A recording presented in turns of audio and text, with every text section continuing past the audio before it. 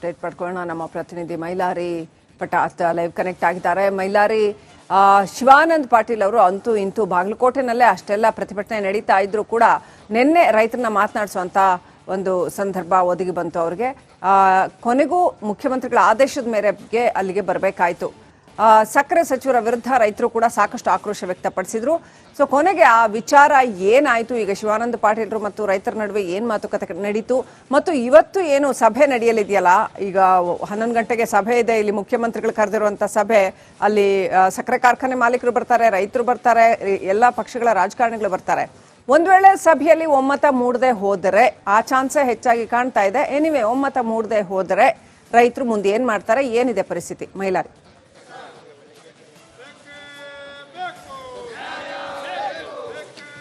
ಖಂಡಿತ ಶ್ರೀಲಕ್ಷ್ಮಿ, ಏನು ಬೆಳಗಾವಿಯಲ್ಲಿ ಸುಮಾರು 9ನೇ ದಿನಕ್ಕೆ ಈಗ ಹೋರಾಟ ಕಾಲಿಟ್ಟಿರುವಂಥದ್ದು. ಪ್ರಮುಖವಾಗಿ 9ನೇ ದಿನಕ್ಕೆ ಕಾಲಿಟ್ಟರು ಕೂಡ ಈವರೆಗೂ ಅಂದರೆ ಈ ಸರ್ಕಾರ ಕೂಡ ಯಾವುದೇ ರೀತಿಯಂಥ ರೈತರಿಗೆ ನಿಗದಿತ ಬೆಲೆಯನ್ನು ಈವರೆಗೂ ಘೋಷಣೆ ಮಾಡಿಲ್ಲ. ಇವತ್ತು CM ಸಭೆಯನ್ನು ಕರೆದಿದ್ದಾರೆ, ರೈತ ಮುಖಂಡರ ಸಭೆ ಕರೆದಿದ್ದಾರೆ, ಜೊತೆಗೆ ಕಾರ್ಖಾನೆ ಮಾಲೀಕರ ಸಭೆಯನ್ನು ಕರೆದಿದ್ದಾರೆ.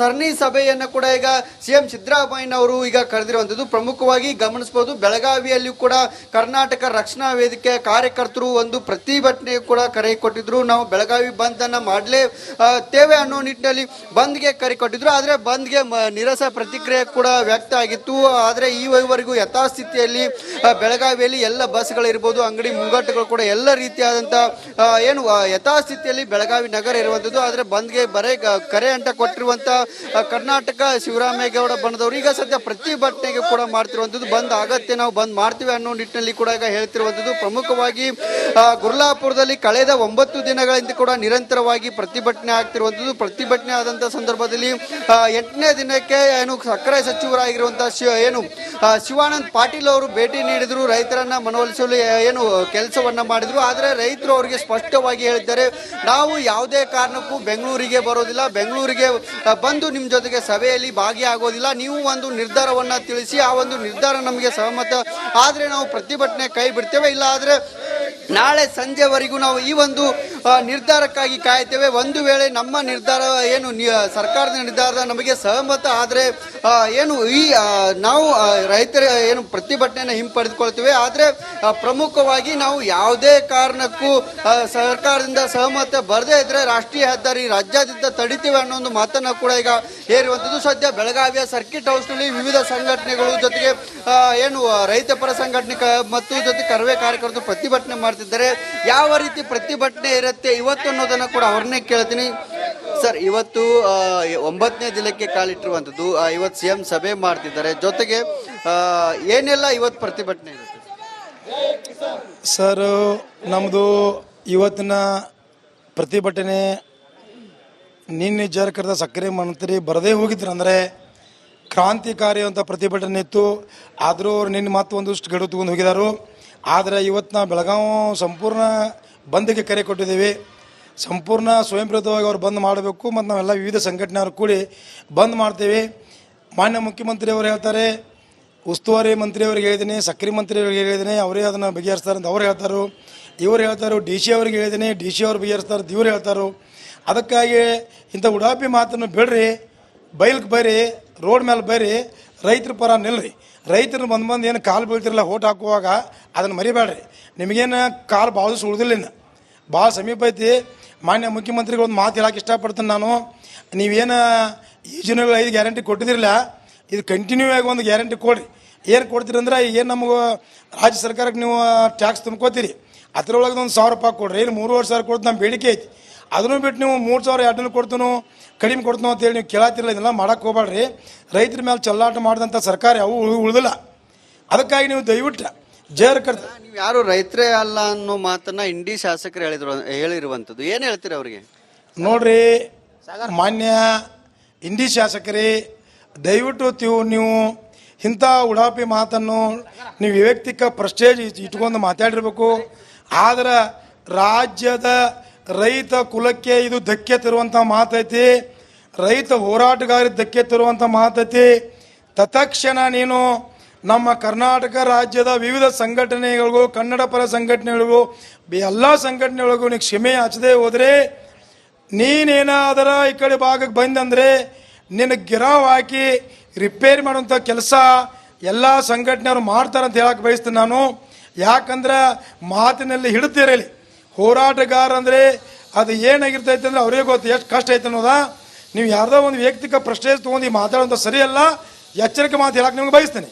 ಸರ್, ಇವತ್ತು ನೀವು ಪ್ರತಿಭಟನೆ ಕರೆ ಕೊಟ್ಟಿದ್ರಿ, ಆದ್ರೆ ಯಥಾಸ್ಥಿತಿಯಲ್ಲಿದೆ, ಮುಂದೆ ಏನ್ ಮಾಡ್ತೀರಿ? ಪ್ರತಿಭಟನೆ ಅಂತ ಇವತ್ತಿಗೆ ಏನಿದನಿಲ್ಲ. ಬೆಳಗಾವಿ ಬಂದ್ ಕರೆಯನ್ನು ಕೊಟ್ಟಿದ್ದೀವಿ. ಕರ್ನಾಟಕ ರಕ್ಷಣಾ ವೇದಿಕೆ ಶಿವರಾಮೇಗೌಡ ಬಂಧದಿಂದ ರೈತರ ಪರವಾಗಿ ಸಂಪೂರ್ಣ ಬೆಂಬಲವನ್ನು ಕೊಟ್ಟು ಇವತ್ತು ಬೆಳಗಾವಿ ಬಂದ್ ಕರೆ ಕೊಟ್ಟಿದ್ದೀವಿ. ಆದರೂ ಬೆಳಗಾವಿ ಬಂದ್ ಮಾಡೇ ಮಾಡ್ತೀವಿ. ಇವತ್ತು ನೂರಾರು ಕಾರ್ಯಕರ್ತರು ನಮ್ಮವ್ರು ಬಂದೇ ಬರತ್ತಾರ ಆದ್ರೇನು ನಾವು ಮಾಡ್ತಾ ಇದೀವಿ. ಯಾಕಂದ್ರೆ ಇದು ರೈತರಿಗೆ ಆದಂತ ಅನ್ಯಾಯ.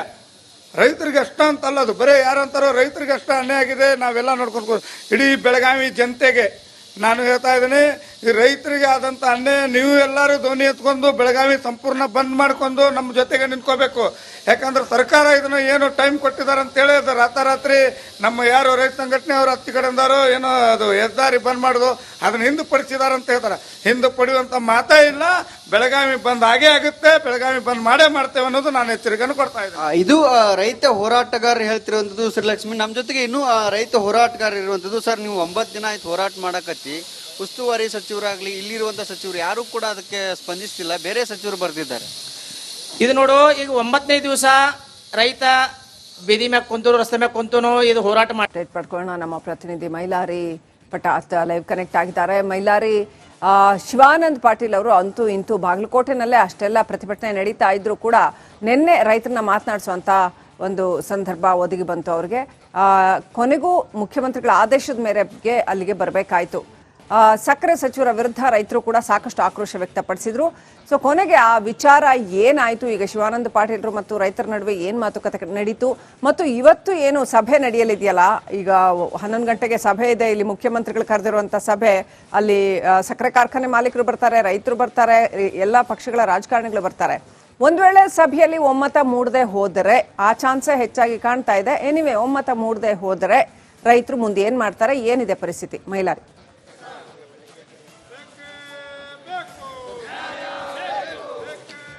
ಖಂಡಿತ ಶ್ರೀಲಕ್ಷ್ಮಿ, ಏನು ಬೆಳಗಾವಿಯಲ್ಲಿ ಸುಮಾರು 9ನೇ ದಿನಕ್ಕೆ ಈಗ ಹೋರಾಟ ಕಾಲಿಟ್ಟಿರುವಂಥದ್ದು. ಪ್ರಮುಖವಾಗಿ 9ನೇ ದಿನಕ್ಕೆ ಕಾಲಿಟ್ಟರು ಕೂಡ ಈವರೆಗೂ ಅಂದ್ರೆ ಈ ಸರ್ಕಾರ ಕೂಡ ಯಾವುದೇ ರೀತಿಯಂತ ರೈತರಿಗೆ ನಿಗದಿತ ಬೆಲೆಯನ್ನ ಈವರೆಗೂ ಘೋಷಣೆ ಮಾಡಿಲ್ಲ. ಇವತ್ತು ಸಿಎಂ ಸಭೆಯನ್ನ ಕರೆದಿದ್ದಾರೆ, ರೈತ ಮುಖಂಡರ ಸಭೆ ಕರೆದಿದ್ದಾರೆ, ಜೊತೆಗೆ ಕಾರ್ಖಾನೆ ಮಾಲೀಕರ ಸಭೆಯನ್ನ ಕರೆದಿದ್ದಾರೆ. ಸರಣಿ ಸಭೆಯನ್ನ ಕೂಡ ಈಗ ಸಿಎಂ ಸಿದ್ದರಾಮಯ್ಯನವರು ಈಗ ಕರೆದಿರುವಂಥದ್ದು. ಪ್ರಮುಖವಾಗಿ ಗಮನಿಸಬಹುದು, ಬೆಳಗಾವಿಯಲ್ಲಿಯೂ ಕೂಡ ಕರ್ನಾಟಕ ರಕ್ಷಣಾ ವೇದಿಕೆ ಕಾರ್ಯಕರ್ತರು ಒಂದು ಪ್ರತಿಭಟನೆ ಕೂಡ ಕರೆ ಕೊಟ್ಟಿದ್ರು. ನಾವು ಬೆಳಗಾವಿ ಬಂದ್ ಅನ್ನ ಮಾಡಲೇತೇವೆ ಅನ್ನೋ ನಿಟ್ಟಿನಲ್ಲಿ ಬಂದ್ಗೆ ಕರೆ ಕೊಟ್ಟಿದ್ರು. ಆದ್ರೆ ಬಂದ್ಗೆ ನಿರಸ ಪ್ರತಿಕ್ರಿಯೆ ಕೂಡ ವ್ಯಕ್ತ ಆಗಿತ್ತು. ಆದ್ರೆ ಈವರೆಗೂ ಯಥಾಸ್ಥಿತಿಯಲ್ಲಿ ಬೆಳಗಾವಿಯಲ್ಲಿ ಎಲ್ಲ ಬಸ್ಗಳಿರ್ಬೋದು, ಅಂಗಡಿ ಮುಂಗಟ್ಟುಗಳು ಕೂಡ ಎಲ್ಲ ರೀತಿಯಾದಂತ ಏನು ಯಥಾಸ್ಥಿತಿಯಲ್ಲಿ ಬೆಳಗಾವಿ ನಗರ ಇರುವಂತದ್ದು. ಆದ್ರೆ ಬಂದ್ಗೆ ಬರೇ ಕರೆ ಅಂತ ಕೊಟ್ಟಿರುವಂತ ಕರ್ನಾಟಕ ಶಿವರಾಮೇಗೌಡ ಬಣದವರು ಈಗ ಸದ್ಯ ಪ್ರತಿಭಟನೆಗೆ ಕೂಡ ಮಾಡ್ತಿರುವಂತದ್ದು. ಬಂದ್ ಆಗತ್ತೆ, ನಾವು ಬಂದ್ ಮಾಡ್ತೀವಿ ಅನ್ನೋ ನಿಟ್ಟಿನಲ್ಲಿ ಕೂಡ ಈಗ ಹೇಳ್ತಿರುವಂತದ್ದು. ಪ್ರಮುಖವಾಗಿ ಗುರ್ಲಾಪುರದಲ್ಲಿ ಕಳೆದ 9 ದಿನಗಳಿಂದ ಕೂಡ ನಿರಂತರವಾಗಿ ಪ್ರತಿಭಟನೆ ಆಗ್ತಿರುವಂತದ್ದು. ಪ್ರತಿಭಟನೆ ಆದಂತ ಸಂದರ್ಭದಲ್ಲಿ 8ನೇ ದಿನಕ್ಕೆ ಏನು ಸಕ್ಕರೆ ಸಚಿವರಾಗಿರುವಂತಹ ಏನು ಶಿವಾನಂದ್ ಪಾಟೀಲ್ ಅವರು ಭೇಟಿ ನೀಡಿದ್ರು, ರೈತರನ್ನ ಮನವೊಲಿಸಲು ಏನು ಕೆಲಸವನ್ನ ಮಾಡಿದ್ರು. ಆದ್ರೆ ರೈತರು ಅವರಿಗೆ ಸ್ಪಷ್ಟವಾಗಿ ಹೇಳಿದ್ದಾರೆ, ನಾವು ಯಾವುದೇ ಕಾರಣಕ್ಕೂ ಬೆಂಗಳೂರಿಗೆ ಬರೋದಿಲ್ಲ, ಬೆಂಗಳೂರಿಗೆ ಬಂದು ನಿಮ್ ಜೊತೆಗೆ ಸಭೆಯಲ್ಲಿ ಭಾಗಿಯಾಗೋದಿಲ್ಲ. ನೀವು ಒಂದು ನಿರ್ಧಾರವನ್ನ ತಿಳಿಸಿ, ಆ ಒಂದು ನಿರ್ಧಾರ ನಮಗೆ ಸಹಮತ ಆದ್ರೆ ನಾವು ಪ್ರತಿಭಟನೆ ಕೈ ಬಿಡ್ತೇವೆ, ಇಲ್ಲ ಆದ್ರೆ ನಾಳೆ ಸಂಜೆವರೆಗೂ ನಾವು ಈ ಒಂದು ನಿರ್ಧಾರಕ್ಕಾಗಿ ಕಾಯ್ತೇವೆ. ಒಂದು ವೇಳೆ ನಮ್ಮ ನಿರ್ಧಾರ ಏನು ಸರ್ಕಾರದ ನಿರ್ಧಾರ ನಮಗೆ ಸಹಮತ ಆದ್ರೆ ಏನು ಈ ನಾವು ರೈತರ ಏನು ಪ್ರತಿಭಟನೆಯನ್ನು ಹಿಂಪಡೆದುಕೊಳ್ತೇವೆ. ಆದ್ರೆ ಪ್ರಮುಖವಾಗಿ ನಾವು ಯಾವುದೇ ಕಾರಣಕ್ಕೂ ಸರ್ಕಾರದಿಂದ ಸಹಮತ ಬರದೇ ಇದ್ರೆ ರಾಷ್ಟ್ರೀಯ ಹೆದ್ದಾರಿ ರಾಜ್ಯಾದ್ಯಂತ ತಡಿತೇವೆ ಅನ್ನೋ ಒಂದು ಮಾತನ್ನ ಕೂಡ ಈಗ ಹೇರುವಂಥದ್ದು. ಸದ್ಯ ಬೆಳಗಾವಿಯ ಸರ್ಕಿಟ್ ಹೌಸ್ ನಲ್ಲಿ ವಿವಿಧ ಸಂಘಟನೆಗಳು ಜೊತೆಗೆ ಏನು ರೈತ ಪರ ಸಂಘಟನೆ ಮತ್ತು ಜೊತೆ ಕರವೇ ಕಾರ್ಯಕರ್ತರು ಪ್ರತಿಭಟನೆ ಮಾಡ್ತಿದ್ದಾರೆ. ಯಾವ ರೀತಿ ಪ್ರತಿಭಟನೆ ಇರುತ್ತೆ ಇವತ್ತು ಅನ್ನೋದನ್ನ ಕೂಡ ಅವ್ರನ್ನೇ ಕೇಳ್ತೀನಿ. ಸರ್, ಇವತ್ತು 9ನೇ ದಿನಕ್ಕೆ ಕಾಲಿಟ್ಟಿರುವಂಥದ್ದು, ಇವತ್ತು ಸಿಎಂ ಸಭೆ ಮಾಡ್ತಿದ್ದಾರೆ, ಜೊತೆಗೆ ಏನೆಲ್ಲ ಇವತ್ತು ಪ್ರತಿಭಟನೆ ಇರುತ್ತೆ? ಸರ್, ನಮ್ಮದು ಇವತ್ತಿನ ಪ್ರತಿಭಟನೆ ನಿನ್ನೆ ಕರೆದ ಸಕ್ಕರೆ ಮಂತ್ರಿ ಬರದೇ ಹೋಗಿದ್ರು, ಅಂದರೆ ಕ್ರಾಂತಿಕಾರಿ ಅಂತ ಪ್ರತಿಭಟನೆ ಇತ್ತು. ಆದರೂ ಅವ್ರು ನಿನ್ನೆ ಮತ್ತೆ ಒಂದಷ್ಟು ಗಡುವು ತಗೊಂಡು ಹೋಗಿದ್ದಾರೆ. ಆದರೆ ಇವತ್ತು ನಾವು ಬೆಳಗಾವಿ ಸಂಪೂರ್ಣ ಬಂದ್ಗೆ ಕರೆ ಕೊಟ್ಟಿದ್ದೀವಿ. ಸಂಪೂರ್ಣ ಸ್ವಯಂ ಪ್ರೇರಿತವಾಗಿ ಅವ್ರು ಬಂದ್ ಮಾಡಬೇಕು ಮತ್ತು ನಾವೆಲ್ಲ ವಿವಿಧ ಸಂಘಟನೆಯವರು ಕೂಡಿ ಬಂದ್ ಮಾಡ್ತೇವೆ. ಮಾನ್ಯ ಮುಖ್ಯಮಂತ್ರಿಯವರು ಹೇಳ್ತಾರೆ, ಉಸ್ತುವಾರಿ ಮಂತ್ರಿಯವ್ರಿಗೆ ಹೇಳಿದ್ದೀನಿ, ಸಕ್ಕರೆ ಮಂತ್ರಿಯವ್ರಿಗೆ ಹೇಳಿದ್ದೀನಿ, ಅವರೇ ಅದನ್ನು ಬಗೆಹರಿಸ್ತಾರೆ ಅಂತ ಅವ್ರು ಹೇಳ್ತಾರೋ, ಇವ್ರು ಹೇಳ್ತಾರೋ, ಡಿ ಸಿ ಅವ್ರಿಗೆ ಹೇಳಿದ್ದೀನಿ, ಡಿ ಸಿ ಅವ್ರು ಬಗೆಹರಿಸ್ತಾರೆ ಅಂತ ಇವ್ರು ಹೇಳ್ತಾರೋ. ಅದಕ್ಕಾಗಿ ಇಂಥ ಉಡಾಪಿ ಮಾತನ್ನು ಬಿಡ್ರಿ, ಬೈಲ್ಗೆ ಬರ್ರಿ, ರೋಡ್ ಮೇಲೆ ಬರ್ರಿ, ರೈತರ ಪರ ನಿಲ್ರಿ. ರೈತರು ಬಂದು ಏನು ಕಾಲು ಬೀಳ್ತಿರಲ್ಲ ಓಟ್ ಹಾಕುವಾಗ ಅದನ್ನು ಮರಿಬೇಡ್ರಿ. ನಿಮಗೇನು ಕಾಲು ಭಾಳ ದಿವಸ ಉಳಿದಿಲ್ಲ, ಇನ್ನು ಭಾಳ ಸಮೀಪ ಐತಿ. ಮಾನ್ಯ ಮುಖ್ಯಮಂತ್ರಿಗಳು ಒಂದು ಮಾತು ಹೇಳಕ್ಕೆ ಇಷ್ಟಪಡ್ತೀನಿ ನಾನು. ನೀವೇನು ಯೋಜನೆಗಳು 5 ಗ್ಯಾರಂಟಿ ಕೊಟ್ಟಿದ್ದಿರಲ್ಲ, ಇದು ಕಂಟಿನ್ಯೂ ಆಗಿ ಒಂದು ಗ್ಯಾರಂಟಿ ಕೊಡಿರಿ. ಏನು ಕೊಡ್ತೀರಿ ಅಂದ್ರೆ, ಏನು ನಮಗೆ ರಾಜ್ಯ ಸರ್ಕಾರಕ್ಕೆ ನೀವು ಟ್ಯಾಕ್ಸ್ ತುಂಬ್ಕೋತೀರಿ, ಅದರೊಳಗೆ ಒಂದು 1000 ರೂಪಾಯಿ ಕೊಡ್ರಿ. ಏನು 3,500 ಕೊಡ್ತು ನಮ್ಮ ಬೇಡಿಕೆ ಐತಿ. ಅದನ್ನು ಬಿಟ್ಟು ನೀವು 3,200 ಕೊಡ್ತೀನೋ ಕಡಿಮೆ ಕೊಡ್ತೀನೋ ಅಂತೇಳಿ ನೀವು ಕೇಳತ್ತಿರಲ್ಲ. ಇದೆಲ್ಲ ಮಾಡೋಕ್ಕೆ ಹೋಗ್ಬೇಡ್ರಿ. ರೈತರ ಮೇಲೆ ಚಲ್ಲಾಟ ಮಾಡಿದಂಥ ಸರ್ಕಾರ ಯಾವ ಉಳಿದಿಲ್ಲ. ಅದಕ್ಕಾಗಿ ನೀವು ದಯವಿಟ್ಟು ಜೇರ್ಕರ್ತ ನೀವು ಯಾರು ರೈತರೇ ಅಲ್ಲ ಅನ್ನೋ ಮಾತನ್ನ ಇಂಡಿ ಶಾಸಕರು ಹೇಳಿರುವಂಥದ್ದು, ಏನು ಹೇಳ್ತೀರಿ ಅವರಿಗೆ? ನೋಡ್ರಿ, ಮಾನ್ಯ ಇಂಡಿ ಶಾಸಕರೇ, ದಯವಿಟ್ಟು ನೀವು ಇಂಥ ಉಡಾಪಿ ಮಾತನ್ನು ನೀವು ವೈಯಕ್ತಿಕ ಪ್ರೆಸ್ಟೇಜ್ ಇಟ್ಕೊಂಡು ಮಾತಾಡಿರ್ಬೇಕು. ಆದ್ರೆ ರಾಜ್ಯದ ರೈತ ಕುಲಕ್ಕೆ ಇದು ಧಕ್ಕೆ ತರುವಂಥ ಮಾತೈತಿ, ರೈತ ಹೋರಾಟಗಾರರಿಗೆ ಧಕ್ಕೆ ತರುವಂಥ ಮಾತೈತಿ. ತತ್ಕ್ಷಣ ನೀನು ನಮ್ಮ ಕರ್ನಾಟಕ ರಾಜ್ಯದ ವಿವಿಧ ಸಂಘಟನೆಗಳಿಗೂ, ಕನ್ನಡ ಪರ ಸಂಘಟನೆಗಳಿಗೂ, ಎಲ್ಲ ಸಂಘಟನೆಗಳಿಗೂ ನೀವು ಕ್ಷಮೆ ಹಚ್ಚದೆ ಹೋದರೆ, ನೀನೇನಾದರ ಈ ಕಡೆ ಭಾಗಕ್ಕೆ ಬಂದಂದರೆ ನಿನಗೆ ಗಿರಾವ್ ಹಾಕಿ ರಿಪೇರಿ ಮಾಡುವಂಥ ಕೆಲಸ ಎಲ್ಲ ಸಂಘಟನೆಯವರು ಮಾಡ್ತಾರಂತ ಹೇಳಕ್ಕೆ ಬಯಸ್ತೀನಿ ನಾನು. ಯಾಕಂದ್ರೆ ಮಾತಿನಲ್ಲಿ ಹಿಡಿತಿರಲಿ. ಹೋರಾಟಗಾರ ಅಂದರೆ ಅದು ಏನಾಗಿರ್ತೈತೆ ಅಂದರೆ ಅವ್ರಿಗೆ ಗೊತ್ತು ಎಷ್ಟು ಕಷ್ಟ ಐತೆ ಅನ್ನೋದ. ನೀವು ಯಾರ್ದೋ ಒಂದು ವೈಯಕ್ತಿಕ ಪ್ರೆಸ್ಟೇಜ್ ತೊಗೊಂಡು ಮಾತಾಡೋಂಥ ಸರಿಯಲ್ಲ. ಎಚ್ಚರಿಕೆ ಮಾತು ಹೇಳಕ್ಕೆ ನಿಮ್ಗೆ ಬಯಸ್ತೀನಿ. ಸರ್, ಇವತ್ತು ನೀವು ಪ್ರತಿಭಟನೆ ಕರೆ ಕೊಟ್ಟಿದ್ರಿ, ಆದರೆ ಯಥಾಸ್ಥಿತಿಯಲ್ಲಿದೆ, ಮುಂದೆ ಏನು ಮಾಡ್ತೀರಿ? ಪ್ರತಿಭಟನೆ ಅಂತ ಇವತ್ತಿಗೆ ಏನಿದನಿಲ್ಲ. ಬೆಳಗಾವಿ ಬಂದ್ ಕರೆಯನ್ನು ಕೊಟ್ಟಿದ್ದೀವಿ. ಕರ್ನಾಟಕ ರಕ್ಷಣಾ ವೇದಿಕೆ ಶಿವರಾಮೇಗೌಡ ಬಣ್ಣದಿಂದ ರೈತರ ಪರವಾಗಿ ಸಂಪೂರ್ಣ ಬೆಂಬಲವನ್ನು ಕೊಟ್ಟು ಇವತ್ತು ಬೆಳಗಾವಿ ಬಂದ್ ಕರೆ ಕೊಟ್ಟಿದ್ದೀವಿ. ಆದರೂ ಬೆಳಗಾವಿ ಬಂದ್ ಮಾಡೇ ಮಾಡ್ತೀವಿ. ಇವತ್ತು 100 ಕಾರ್ಯಕರ್ತರು ನಮ್ಮವ್ರು ಬಂದೇ ಬರತ್ತಾರ ಆದ್ರೇನು ನಾವು ಮಾಡ್ತಾ ಇದೀವಿ. ಯಾಕಂದ್ರೆ ಇದು ರೈತರಿಗೆ ಆದಂತ ಅನ್ಯಾಯ. ರೈತರಿಗೆ ಅಷ್ಟ ಅಂತಲ್ಲ, ಅದು ಬರೀ ಯಾರಂತಾರೋ ರೈತರಿಗೆ ಅಷ್ಟ ಅನ್ಯಾಯ ಆಗಿದೆ. ನಾವೆಲ್ಲ ನೋಡ್ಕೊಂಡು ಇಡೀ ಬೆಳಗಾವಿ ಜನತೆಗೆ ನಾನು ಹೇಳ್ತಾ ಇದ್ದೀನಿ, ಈ ರೈತರಿಗೆ ಆದಂತ ಅನ್ಯಾಯ ನೀವು ಎಲ್ಲರೂ ಧ್ವನಿ ಎತ್ಕೊಂಡು ಬೆಳಗಾವಿ ಸಂಪೂರ್ಣ ಬಂದ್ ಮಾಡ್ಕೊಂಡು ನಮ್ಮ ಜೊತೆಗೆ ನಿಂತ್ಕೋಬೇಕು. ಯಾಕಂದ್ರೆ ಸರ್ಕಾರ ಇದನ್ನು ಏನು ಟೈಮ್ ಕೊಟ್ಟಿದ್ದಾರೆ ಅಂತೇಳಿ ಅದು ರಾತ್ರಿ ನಮ್ಮ ಯಾರು ರೈತ ಸಂಘಟನೆಯವರು ಹತ್ತಿ ಕಡೆಯಿಂದಾರೋ ಏನೋ ಅದು ಹೆದ್ದಾರಿ ಬಂದ್ ಮಾಡೋದು ಅದನ್ನ ಹಿಂದೆ ಪಡಿಸಿದಾರೆ ಅಂತ ಹೇಳ್ತಾರೆ. ಹಿಂದೆ ಪಡೆಯುವಂತ ಮಾತೇ ಇಲ್ಲ.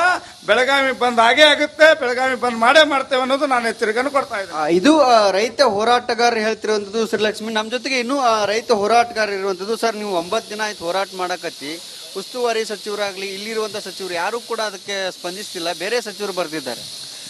ಇದು ನೋಡು, ಈಗ 9ನೇ ದಿವಸ ರೈತ ಬೀದಿ ಮ್ಯಾಗ ಕುಂತರು, ರಸ್ತೆ ಮ್ಯಾಗ ಕುಂತನೋ ಇದು ಹೋರಾಟ ಮಾಡಿದ್ರ ಇವ್ರು ಯಾಕೆ